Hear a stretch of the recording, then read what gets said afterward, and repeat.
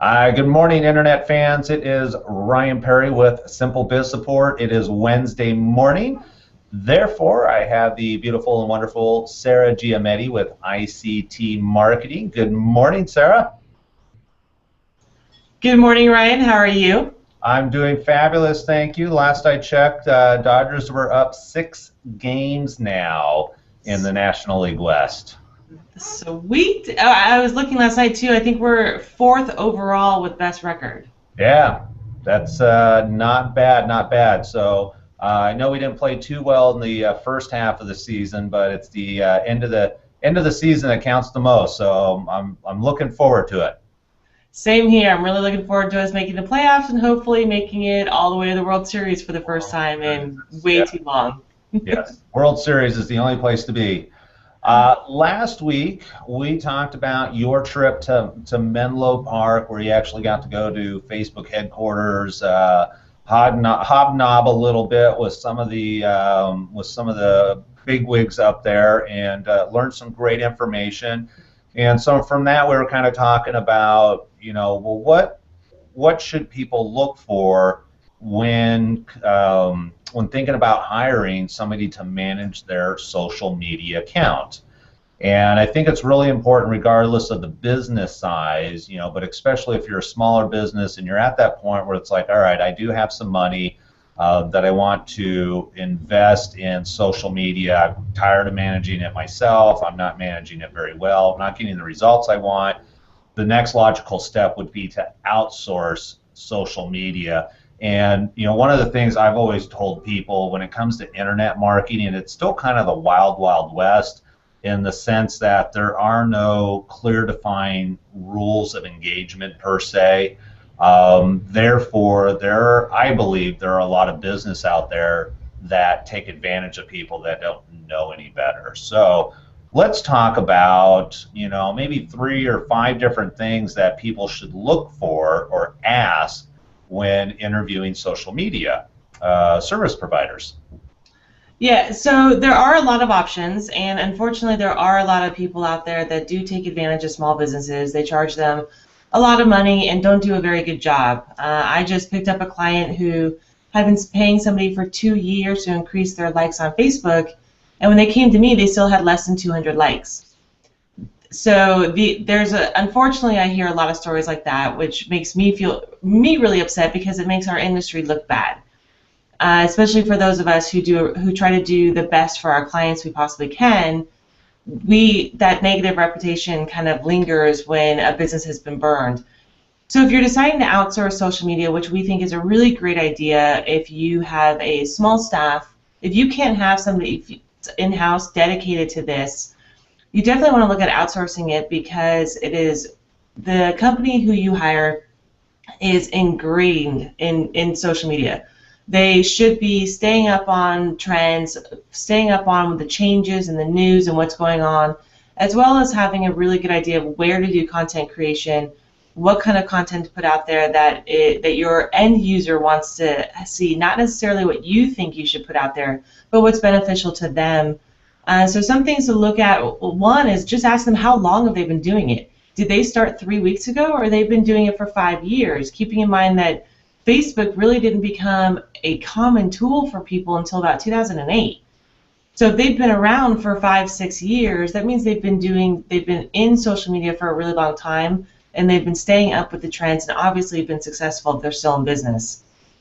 Another thing to look at is, do they have a case study and or examples? Can they show you success that they've had? Can they show you where the page was when they took it over and where it is now, or when the client ended the contract, to show that they've had success and they did a really good job by their client? Another thing to look at is, or ask for, is there a real person that you can call and talk to get a testimonial? So obviously the business owner isn't going to give you somebody that it didn't work out well, but if they're not willing to hand up any name at all, that would be a red flag. Some ways to investigate them online is look at their social media. Can they write? That's a really big one on social media. Yes, we might be a little bit more casual in our communication style online, but they still need to be able to write a proper sentence. Can they capitalize in the right places? Can they put a period in the right places? or do they sound like an idiot because they can't write properly? So these are, because you have to remember, they are representing you to all of your future and existing customers. Right, and I think kind of I want to go back just a couple spots where you talked about actually look at some of the work that they've done. So that would be actually logging on to Facebook. Okay, you know, we've done business with ABC Company. You go check out ABC Company.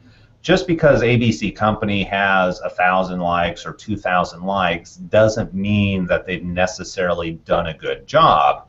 Part of that is are the posts relevant, and relevancy, I think, doesn't always necessarily mean it doesn't have to be relevant to that company. It needs to be relevant to the audience. And one of the things that we've talked about in past conversations is that if you're a local business with a local reach, and I always use dentists, it's one of my core competencies.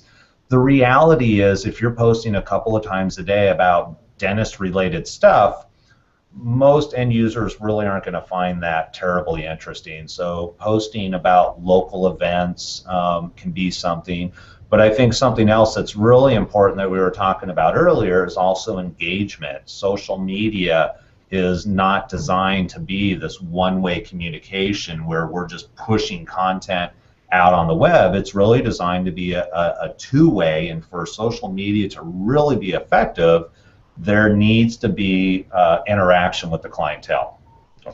Absolutely. It's about having conversations. It's taking, conversations that you may have in real life, just taking them online. It's still the same concept. So you want to see, are they posting on a regular basis? Because social media is about both quantity and quality. You can't post once a week and be done with it. You need to post on a regular basis.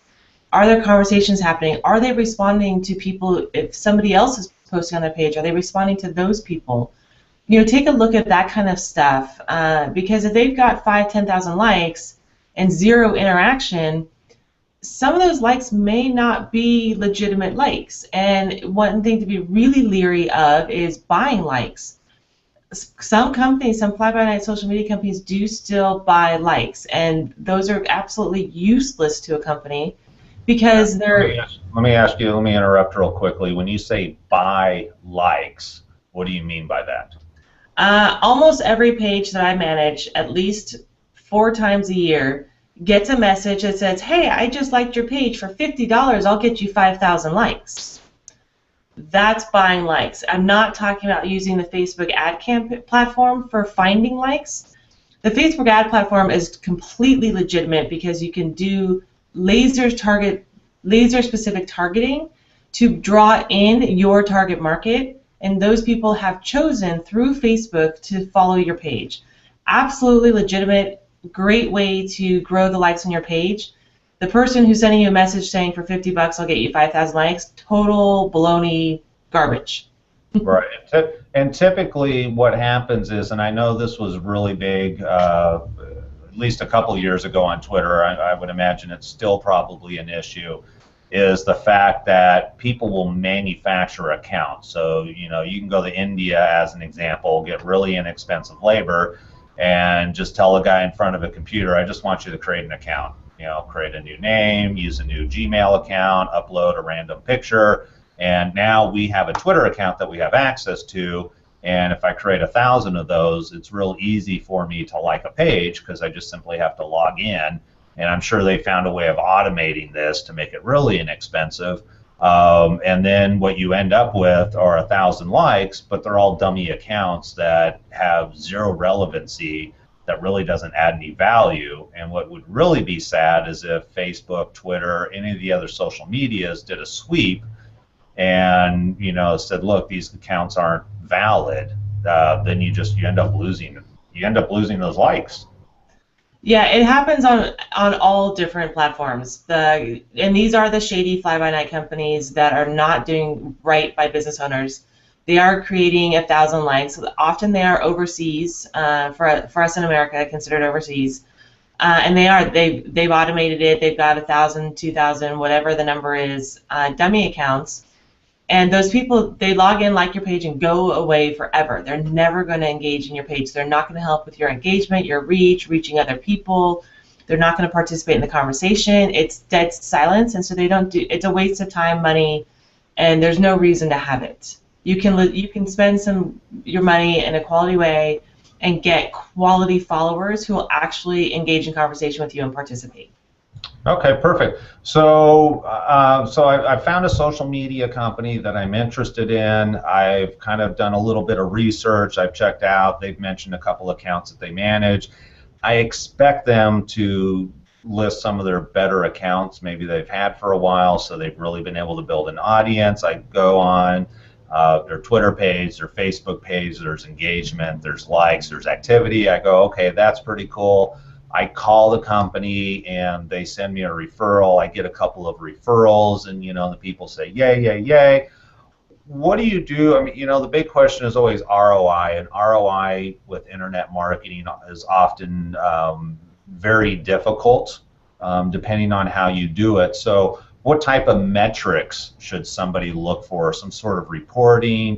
Just because you guaranteed me that in 6 months you're going to get me 1,000 likes, how do I follow that and make sure that we're actually on an upward slide to getting those 1,000? Right. So one of the things that we do for our clients is we do monthly reports. And so here's an example of a report we've done. Let me see if I can enlarge it. Where it's a campaign we just finished for a baseball World Series. And one of the things we're showing is the audience. We're showing them how many people we reached.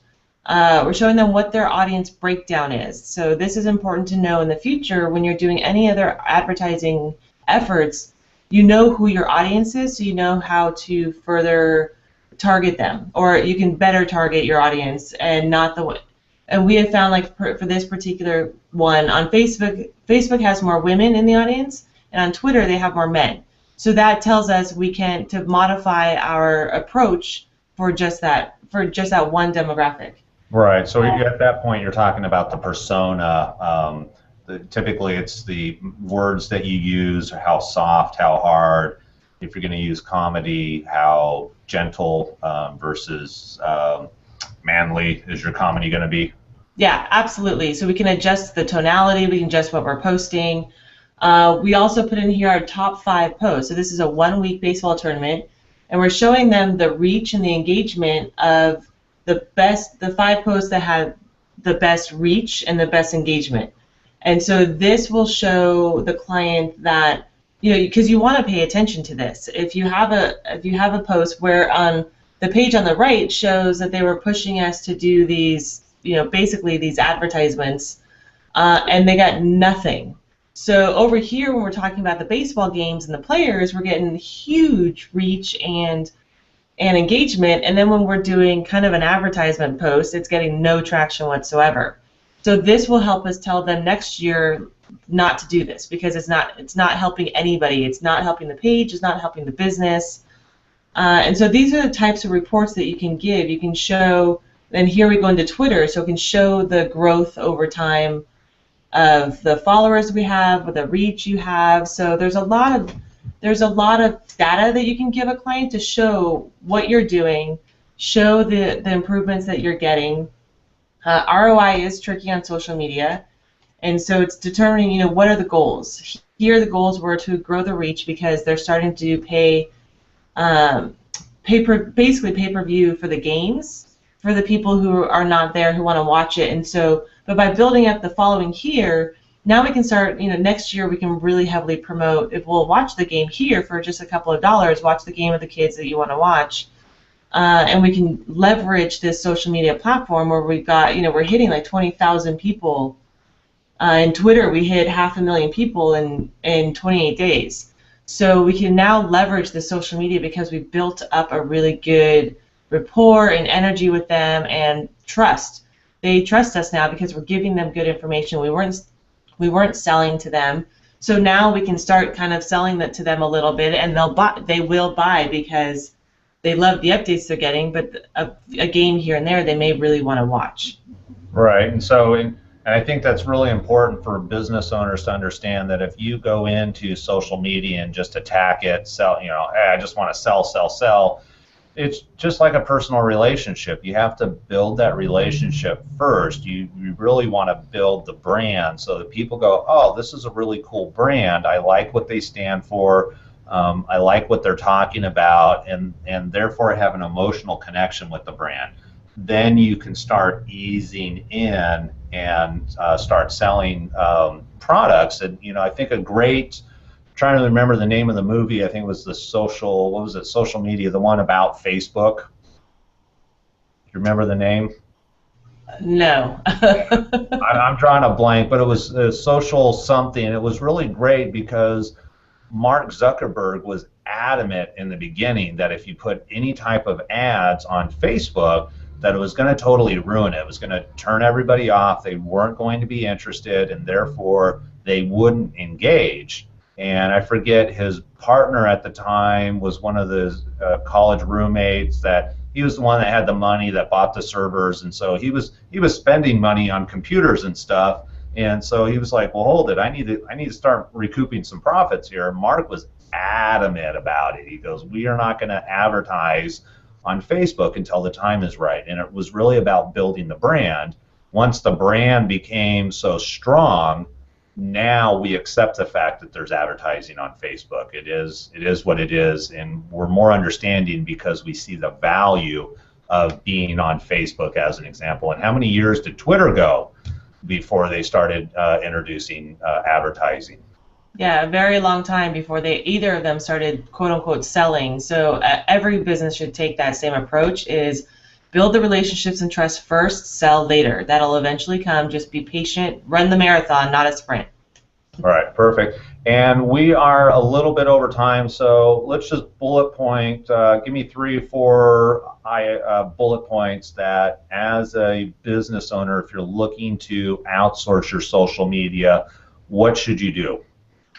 Look at their experience, how long they've been doing it. Look at their writing style, make sure they can represent you properly, and find out what one of their customers and talk to them to see how successful it's been for them. All right, perfect, Sarah. We got to go. As always, I appreciate your time, and have a great rest of the week. Thanks, you too, Ryan. All right, take care.